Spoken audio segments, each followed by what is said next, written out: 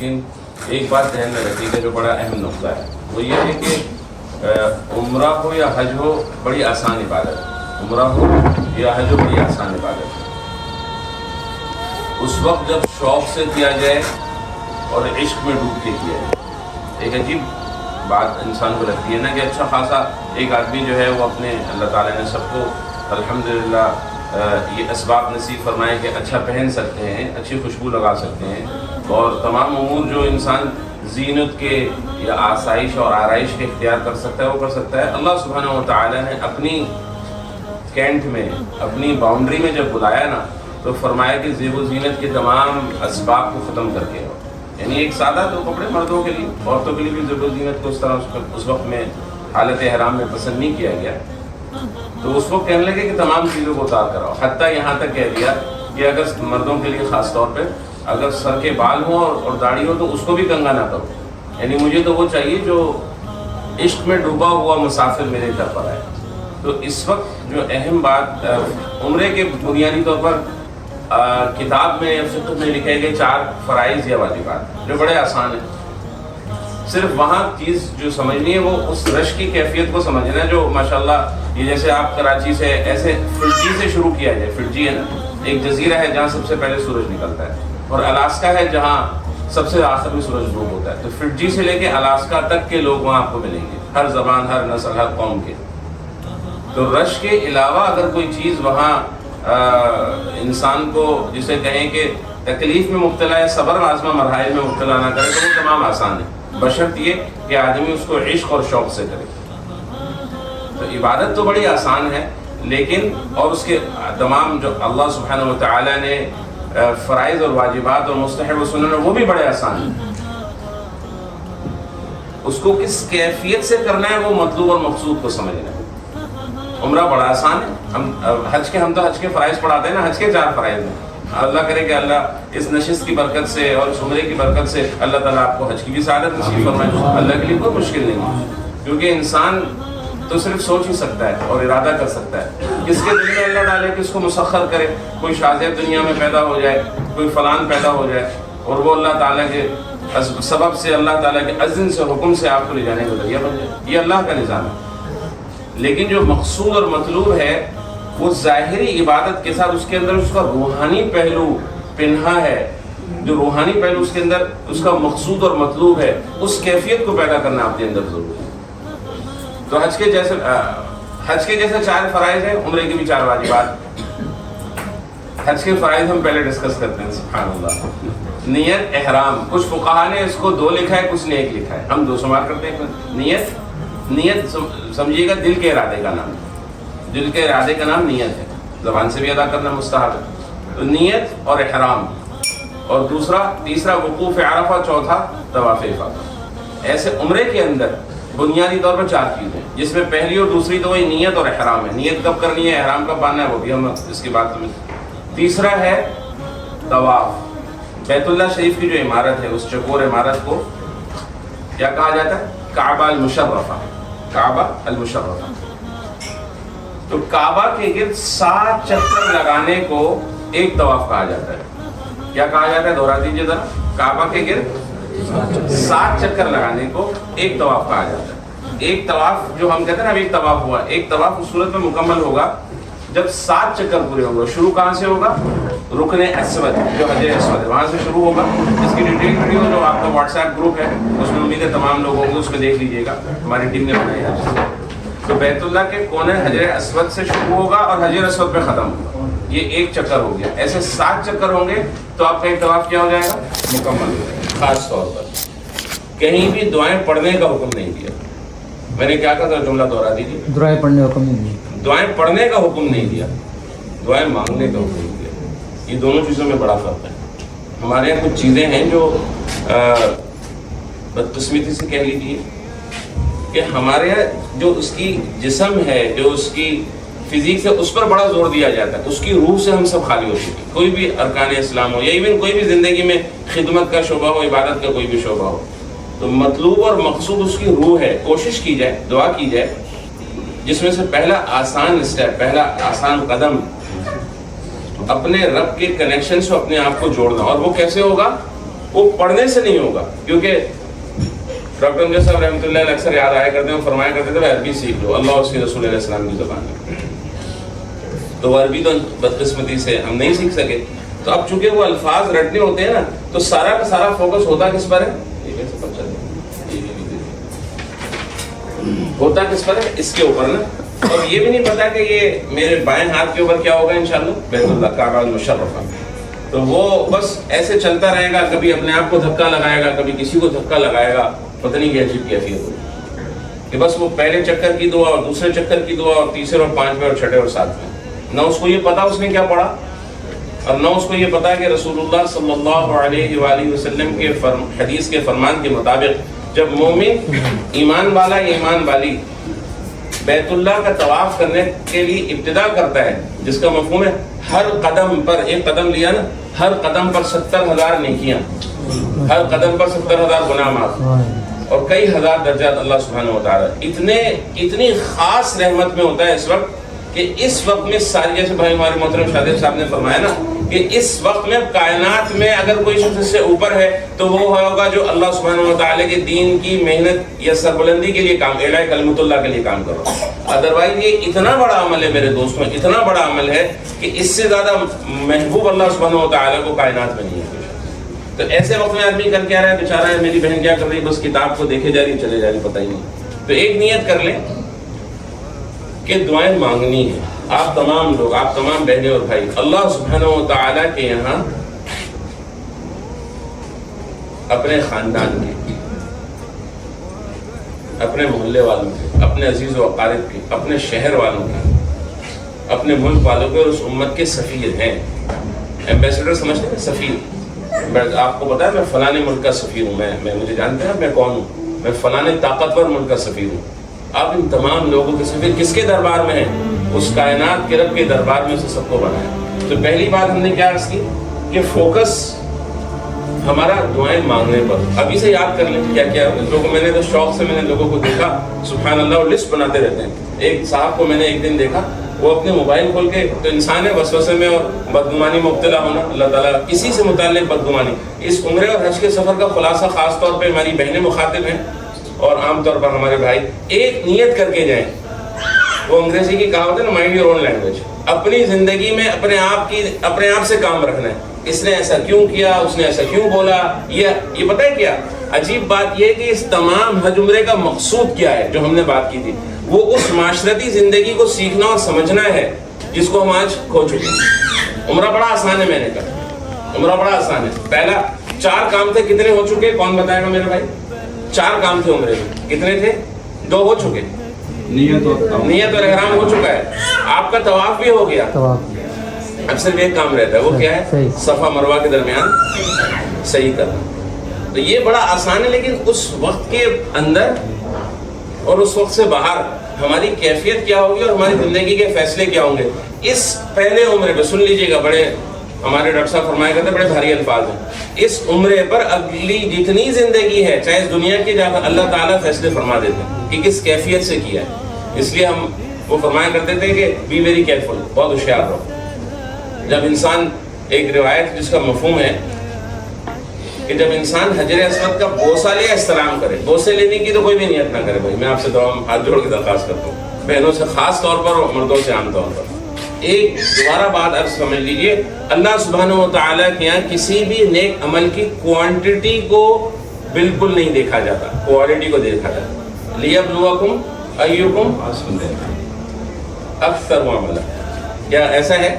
سورہ ملک سب نے پڑھی نا، رات کو پڑھ کے سوتے ہیں قبر کے عذاب سے حفاظت. تبارک الذی بیدہ الملک وہو علی کل شیء قدیر الذی خلق الموت والحیاۃ لیبلوکم اکثر عملا. ایسا ہے قرآن میں؟ ایسا نہیں. احسن عملا، جیسے بھائی نے فرمایا، اکثر کوالٹی کو نہیں ریپرزینٹ کرتا، تعداد کو نہیں ریپرزینٹ کرتا. اکثر جو ہے یہ کوانٹٹی کو بتاتا ہے. اللہ کے کسی بھی عمل کی میرے بھائی دوستوں بزرگوں، کوالٹی جو ہے نا وہ مطلوب اور مقصود ہے. ایک طواف ہو نفلی ایسا ہو کہ عورت بچ بچاتی ہوئی بالکل باہر سے اس طرح کرے کہ جتنا اس کے بس میں ممکن ہے، مردوں سے بچتے ہوئے.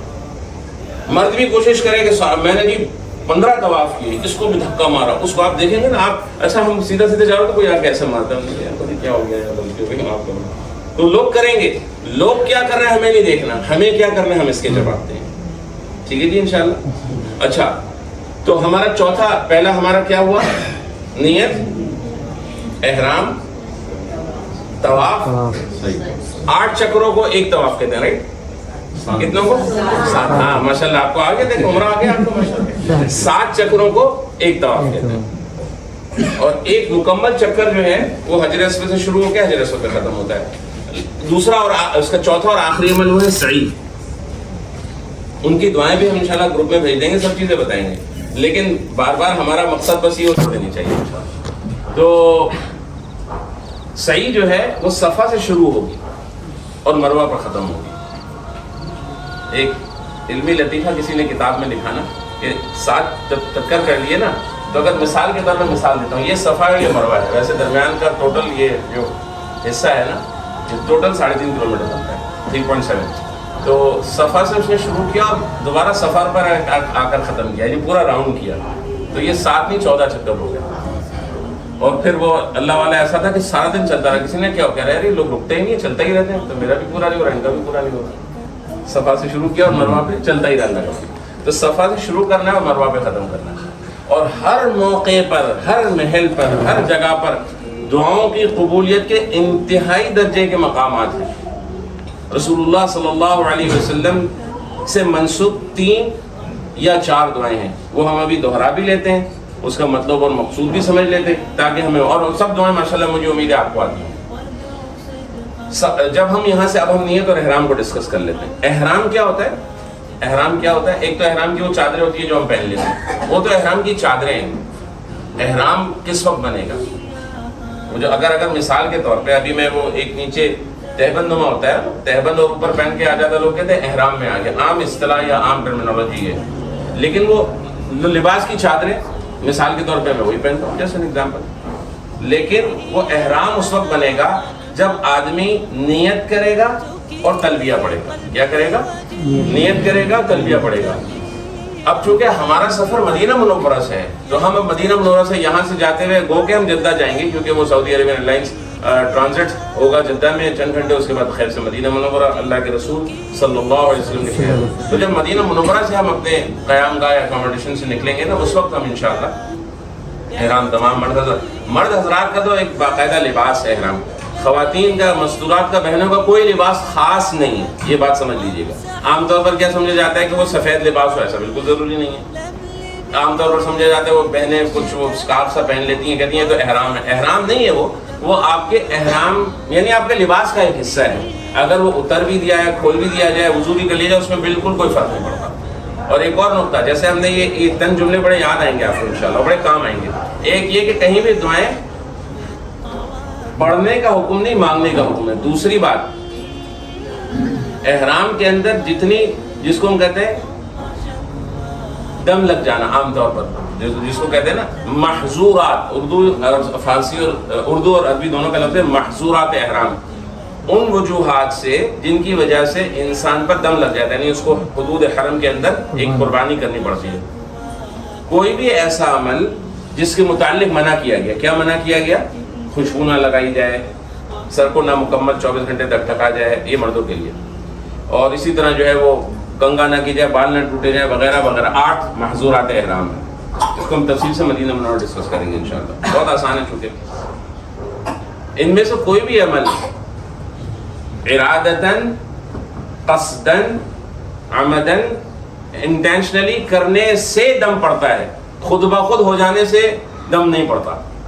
ہمارے یہاں تو چونکہ ہر چیز پر دم نکالنے کے لوگوں کو عادت ہے ایک دوسرے کی, تو وہاں بھی جو ہے وہ ہر بات پہ ذرا سا خوشبو, اس پہ خوشبو لگی, ارے بھائی تو دم لگ گیا.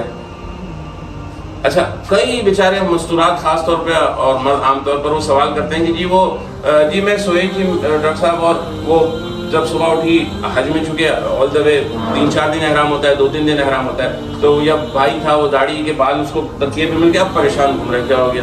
کہہ رہے جی وہ تو مجھ پر دم لگے گا, میرے داڑھی کے بال گر گئے. خواتین جو خود سے کوئی بال ٹوٹ گیا, خود سے نکل گیا, اس پر دم بالکل بھی نہیں ہے. جو آدمی خود انٹینشنلی جا کے چلو یار میں حجامت بنوا کر آ جاؤں، یا میں جو ہے وہ ایسے اس کو پتا ہے بھائی میرے بال کمزور ہے پھر بھی میں اس کو اہتمام سے کنگا کیے جا رہا ہوں، اس پر دم ضرور لگے گا. لیکن جو خود سے کوئی عمل ہو گیا، اس میں بھی ایکسپرٹس یا جو فقہائے کرام اہل علم کی رائے ہے نا کہ خوشبو بالکل نہیں لگانی. احرام کے اندر خوشبو لگانا ناجائز ہے. اگر آپ کی خوشبو احرام کی حالت میں، اس سے پہلے لگانا تو سنت ہے. مردوں کے لیے سنت کیا ہے کہ جب احرام کی چادر باندھے اس سے پہلے جو اویلیبل خوشبو وہ لگا لی، احرام سے پہلے یعنی نیت کرنے سے. اس کے بعد لگانا ناجائز ہے. جو لگائے گا اس کو دم پڑ جائے گا. اللہ تعالیٰ نے اپنے یہ احکامات کو نازل فرمایا. لیکن اگر اس کے علم میں نہیں تھا، مجھے نہیں پتا تھا کہ یار میں نے تو کہا یار شاید ہی میں اس سے اپنا جو ہے منہ صاف کر لوں، اب جب سے ہاتھ میں لگایا تو خوشبو، اب آپ پریشان. اس کے پکڑنے سے یا اس کے جس چیز کے آپ کے علم میں نہیں ہے کہ جی وہ خوشبو لگی ہوئی اس سے دم نہیں پڑتا. تو ہم نے کنکلوژن کیا نکالا؟ وہ یہ نکالا کہ جو چیز آپ کے علم میں نہیں ہے، ہاں یہ تو سب کو پتا ہے صابن خوشبو والا ہوتا ہے تو اس سے خود بننا، غلطی سے ان انٹینشن لگ گیا تو پریشان نہیں ہونا. یہ بڑا اہم نقطہ ہے. نہیں تو ہر بیچارہ آدمی کا دم نکلا رہتا ہے کیونکہ ہر چیز پہ دم لگتا ہے. ایسا دم لگتا رہتا ہے بیچاروں، ہاں ادا ہوتا رہتا ہے. تو کسی چیز سے بھی دم، پہلے ہم نے دعا کا سمجھا، دوسرا دم کا. اب جب آپ صحیح کرنے کے لیے، صحیح تو 7 چکروں پہ مکمل ہو جائے گی. محظورات احرام کو ہم نے ڈسکس کیا کہ کوئی بھی ایسا عمل جس کو آپ کو علم ہے، اب شکار کرنا منع ہے. اب شکار تو کوئی نہیں کرے گا، لیکن ایک آدمی ہے ویسے ہی کوئی سمجھدار بھی ہے لیکن انسان ہے، غلطی ہو جاتی ہے. رسول اللہ صلی اللہ علیہ وسلم کے امر کے مطابق اللہ سبحانہ و تعالیٰ کی شریعت میں حدود حرم، مکہ مکرمہ بہت بڑا شہر ہے، اس کے اندر کسی بھی جانور کو شکار کرنا، ومن دخلہ کان آمنا، جو اس میں داخل ہو گیا امن میں، چاہے وہ جانور ہو، چاہے پرندہ ہو، چاہے انسان ہو. سیدنا عمر بن خطاب رضی اللہ تعالیٰ عنہ فرماتا اپنے والد، اپنے باپ کے قاتل کو حرم میں پاؤں اور ہاتھ نہیں لگاؤں. تو اب وہاں پر انٹینشنلی وہ ہوتا ہے پتھر اٹھا کے کبوتر کو، الحمدللہ آپ میں سے کوئی نہیں سمجھدار ہے، لیکن اگر یہ عمل کر لیا اور وہ کبوتر مر گیا، لگ گیا دم اس پر. تو یہ وہ محظورات احرام ہے جس کو ہمیں سمجھنا بھی ہے، پڑھنا بھی ہے، جاننا بھی ہے، اور عام طور پر پتہ ہے. خواتین خاص طور پہ کس بات پہ پریشانی ہے، جو پریشانی بتانا مقصود تھی کہ جی ذرا سے بال ٹوٹ گئے تو پریشان، یا ذرا سا جو ہے وہ کیا کہتے ہیں کہ یہ چہرہ ڈھکنے کا بڑا مسئلہ ہے کہ جی وہ اگر کوئی بہن ہماری پردہ کرتی ہے، شرعی پردہ کرتی ہے، بالکل پریشان ہونے کی ضرورت نہیں. نہیں جی اب تو یعنی عجیب بات ہے، محبت الوحی، یہ ایک ٹرم ہے.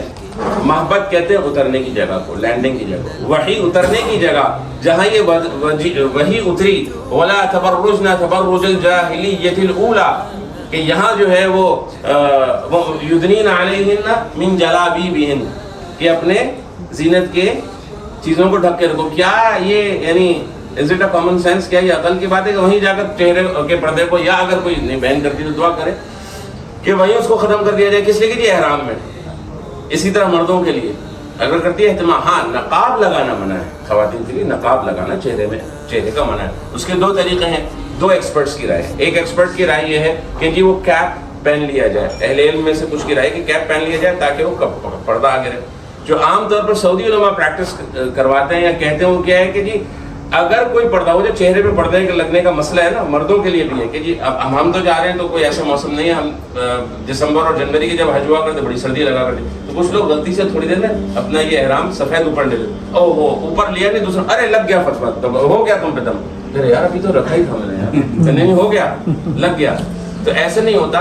اہل علم کی رائے کے مطابق اگر اس پر 3 نمازیں یا کچھ کہتے ہیں 5 نمازوں کا وقت گزر گیا تب جا کے دم پڑتا ہے. ہمارے تو غلطی سے بھی رکھ لیا تو دم لگ گیا.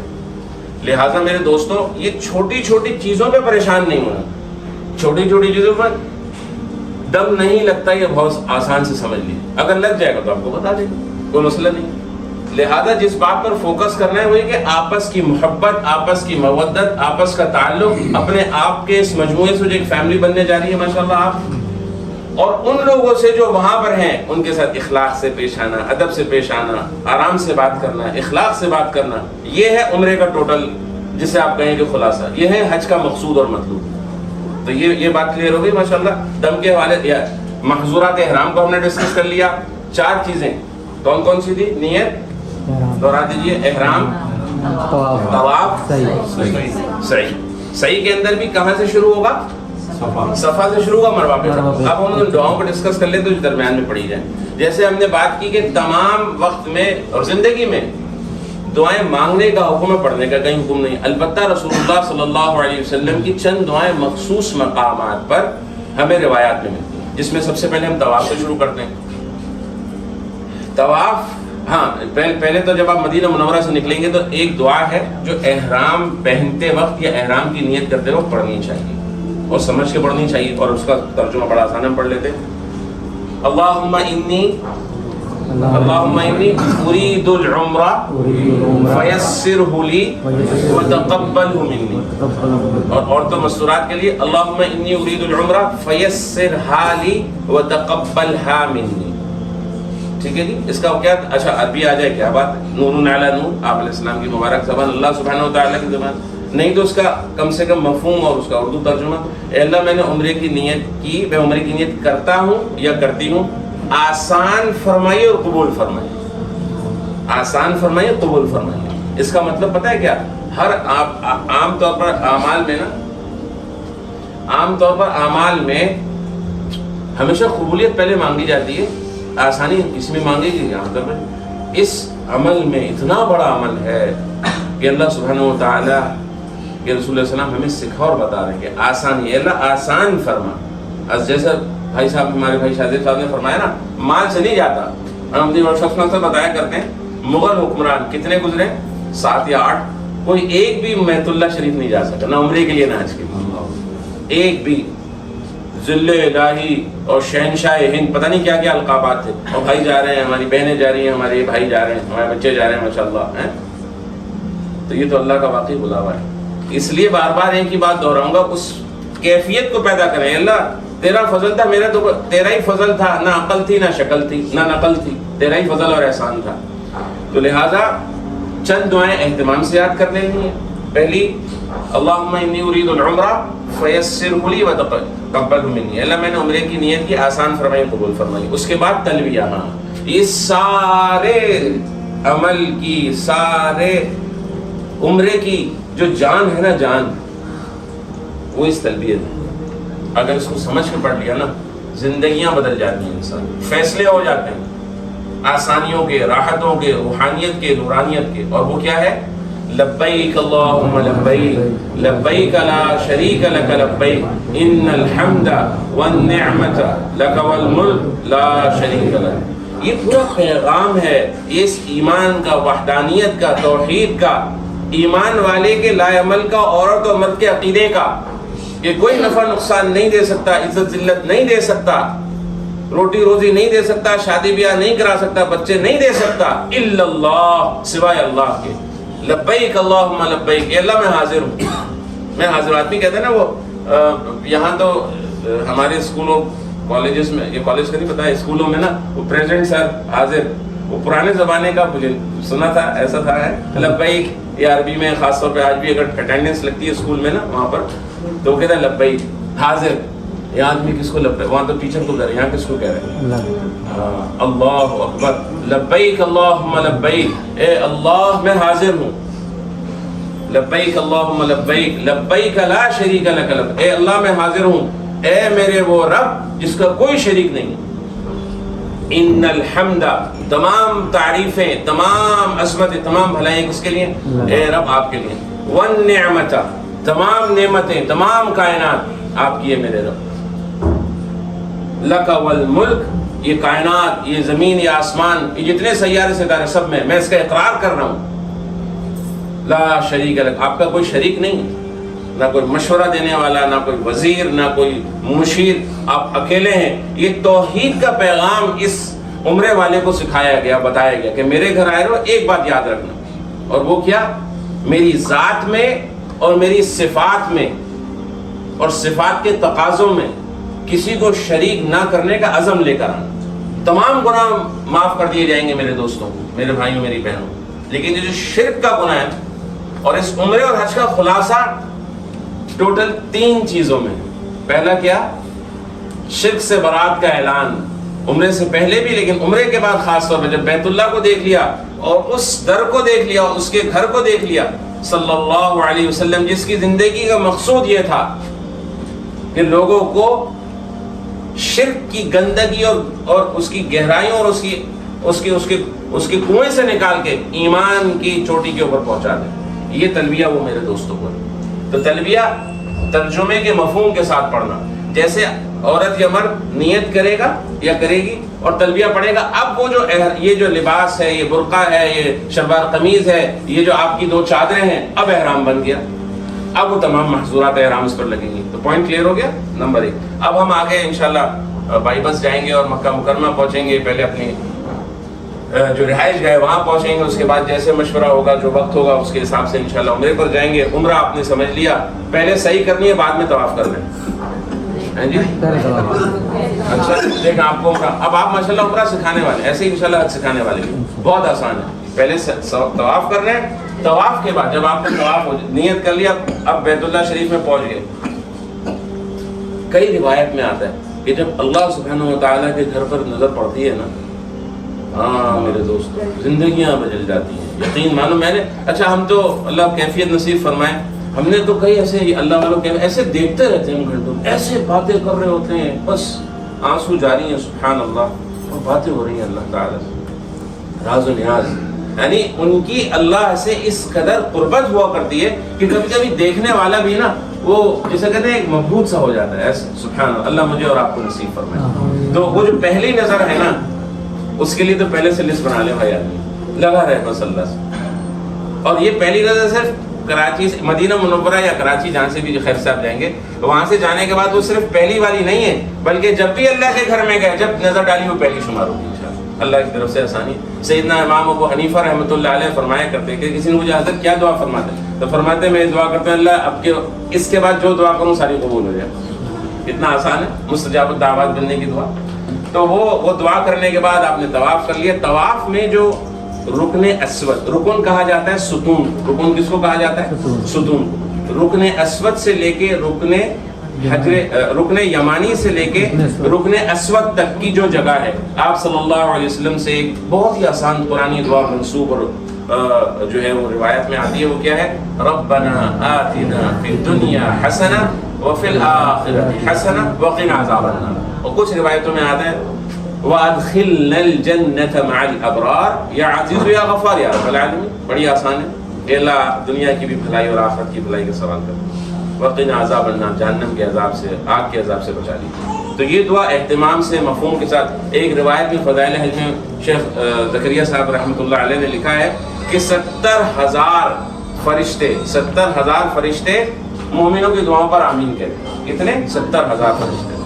تو رکن اسود سے آپ نے رکن یمانی سے اس دعا کو شروع کیا, رکن اسود پہ ختم کر لیا, 7 چکر پورے ہو گئے. اب 2 رکعت کچھ حضرات کتاب میں واجب الطواف کہتے ہیں, کچھ طواف کی نفل کہتے ہیں. 2 رکعت اب آپ نے پڑھنی ہے. اگر موقع مل جائے جو نہیں ملے گا.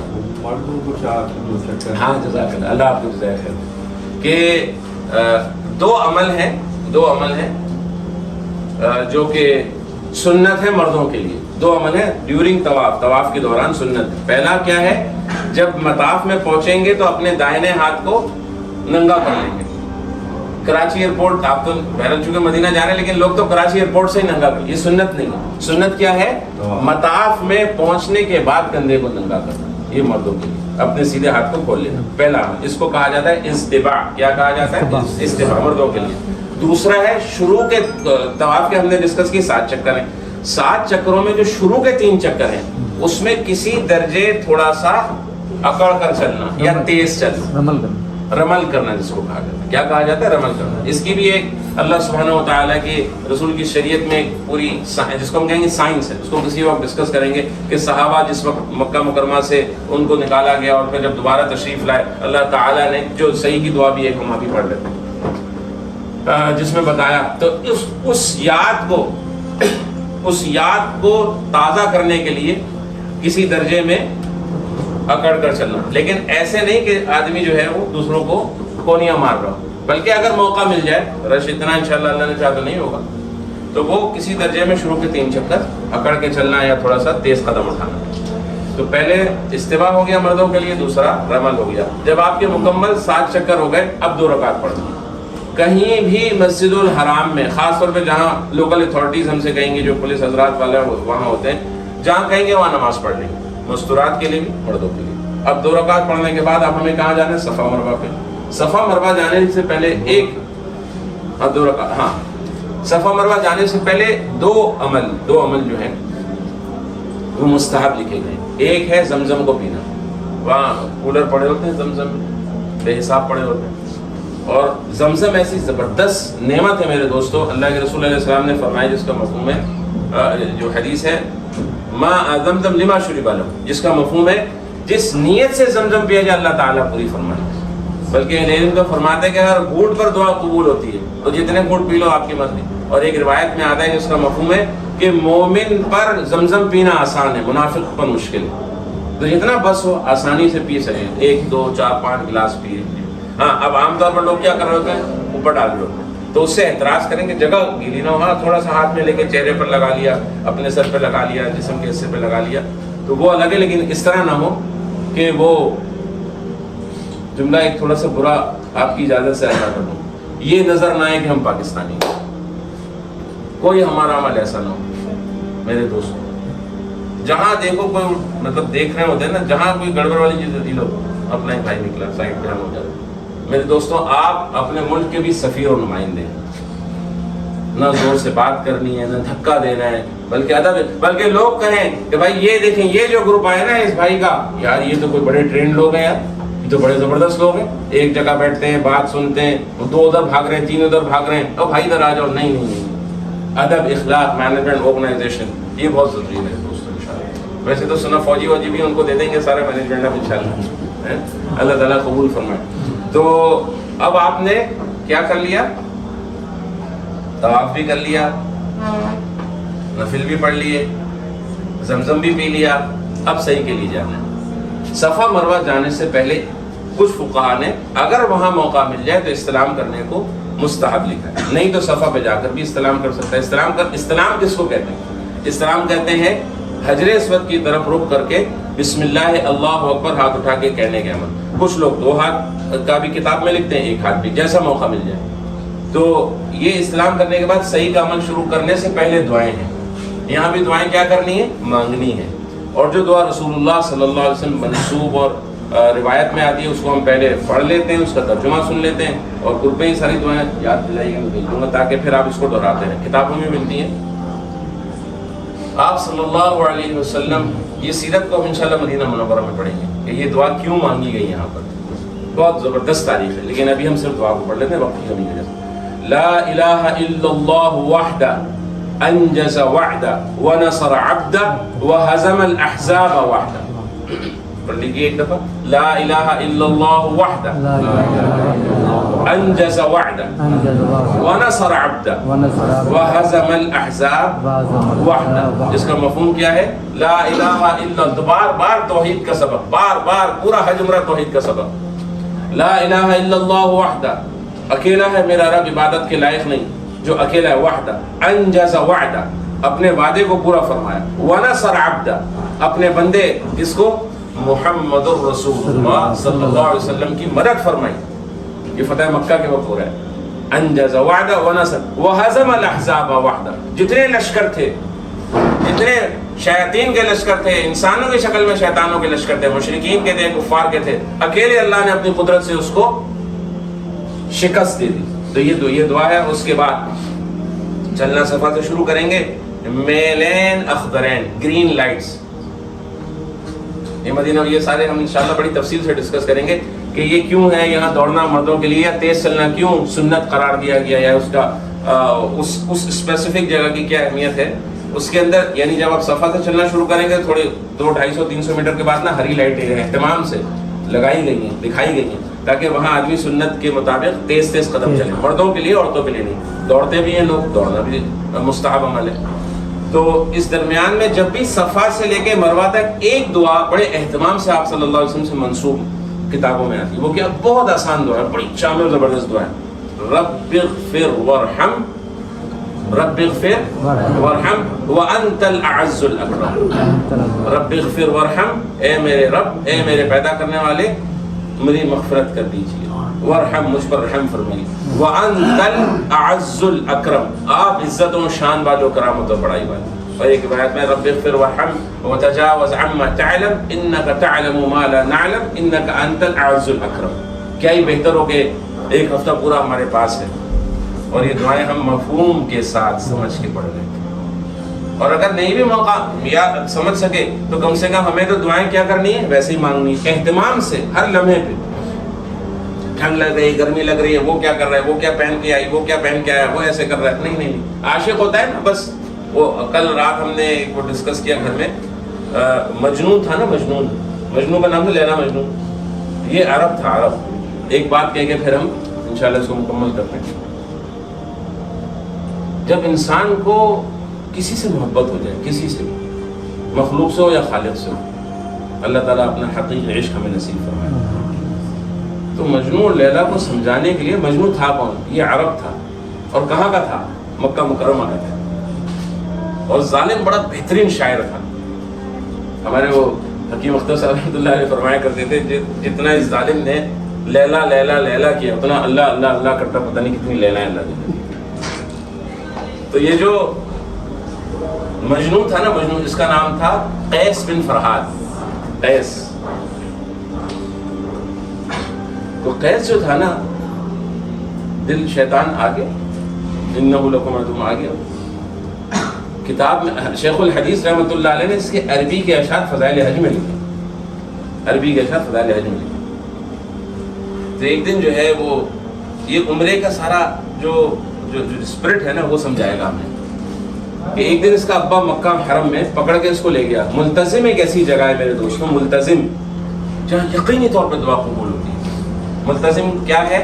ایک چھوٹی سی جگہ ہے, غالباً اتنی ہوگی, جو حجر اسود اور بیت اللہ کے دروازہ, جو گولڈن دروازہ, اس کے درمیان چھوٹی سی جگہ ہے. اللہ کرے مردوں کو موقع مل جائے, عورتوں کو بھی دور سے بھی اللہ تو دیکھیں موقع دے دیں. دھکا مار کے مردوں میں جانا یہ بالکل بھی ٹھیک نہیں. تو وہ اس کو ملتزم لے گیا. اس زمانے میں تو رش نہیں ہوتا تھا. اس سے کہنے لگے ہاں دعا کر, غصے سے اسے کہا دعا کر ملتزم پہ اپنے آپ کو لگا کر, اللہم انقصنی حب لیلا, اے اللہ میرے رب یہ لیلا کی محبت میرے دل سے نکال دے. اس نے کہا ابا میں جاؤں گا. نشہ وشہ اتر گیا تھوڑا سا, گیا پھر اور ملتزم پہ جا کے دعا کرتا ہے, اللہم زدنی حب لیلا, اللہم زدنی حب لیلا, اے اللہ میرے دل میں اور لیلا کی محبت ڈال دے. دو چپیٹ ماری اس کے اوپر. کیا بکواس کر رہے ہیں تم سے. میں کہتا ہوں دعا کرو کہ تمہارے اس دل سے فتنہ فساد محبت نکل جائے. تم کہہ رہے ابا جہاں لیلا کا نام آتا ہے محبت بڑھنا ہی نکلتا ہے, کم ہونا تو نکلتا ہے. اس لیے میرے دوستوں جب مخلوق سے محبت ہو جائے نا انسان کا یہ حال ہوتا ہے. یہ عمرہ ہمیں اپنے رب کی محبت سکھاتا ہے, یہ عمرہ ہمیں عشق سکھاتا ہے. یہ عاشق جب سب کچھ چھوڑ کے اپنے گھر کو, اپنے زیب و زینت کو چھوڑ کر آتا ہے, اور وہاں پہنچ کر بھی کیا دیکھ رہا ہوگا, کلاک ٹاور بڑا زبردست ہے. یقین مانے یار خالد بھائی یہاں رہائش ہوگی, کیا مزہ کر رہے ہیں. ارے دیکھا کیسے سونے کی دکانیں ہیں, ارے دیکھا کیسے خوبصورت کپڑوں کی دکانیں, جوتوں کی دکانیں. بس وہ تو دنیا کو لگایا ہوا ہے وہاں پر آپ کے ہمارے امتحان کے لیے. ان چیزوں سے میرے دوستوں, بھائی, بزرگوں, جو بہنیں یا بھائی ہمارے بچ گئے نا, یقین مانو ان کا عمرہ صرف قبول نہیں ہوگا, ان کی زندگی قبول ہو جائے گی. اور اللہ تعالیٰ بار بار حرمین کی زیارت نصیب فرمائیں گے. اس کو نصیب فرمائیں گے جو بازاروں سے بچے گا, جو بیکار کی لوگوں گفتگو سے بچے گا, جو اس سارے ماحول سے بچ کے اللہ اللہ کرے گا اور بیت اللہ میں بیٹھا رہے گا انشاءاللہ. تو اس کی سب نیت کرتے ہیں انشاءاللہ. اللہ تعالیٰ آپ کو سب قبول فرمائے, عمرے کو آسان فرمائے. کچھ انتظامی بنیادی چیزیں ہم ڈسکس کر لیتے ہیں, باقی انشاءاللہ